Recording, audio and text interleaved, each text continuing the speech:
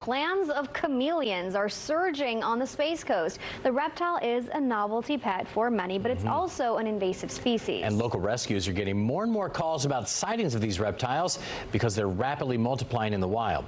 Fox 35's Esther Bauer shows us how yet another invasive species could impact our environment.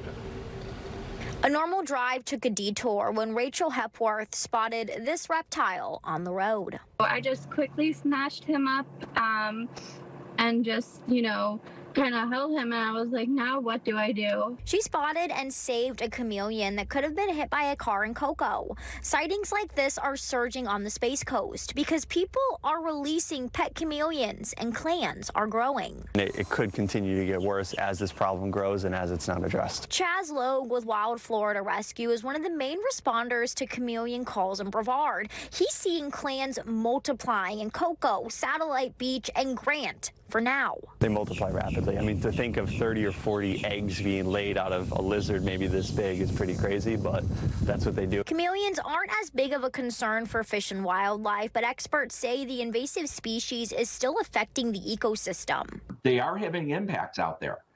If you think about what they're eating, they might be even eating small birds out there that would be native birds. So they don't belong here. For now, chameleons are still sold at pet stores and legal to have at home. But the problems start when people can't care for them and just release them into the wild. A chameleon as a pet can be a little bit challenging for somebody who's not familiar with that because they need things like dripping water. They need a certain amount of humidity that needs to be monitored. And with so much wildlife here in Florida, it might be hard to recognize if you've spotted a chameleon. The big characteristics to look out for is the fact that they do have a crest on their head, also a curly tail. Their feet also look like pinchers, and they're not spread out like other reptiles. Make sure to call Wild Florida Rescue, FWC, or report a sighting on the I've Got One app, which tracks invasive species. So he's living the best life now. The chameleon Rachel found is safe with someone who can care for them, but chameleon clans will keep growing if people release them into the wild where they don't belong.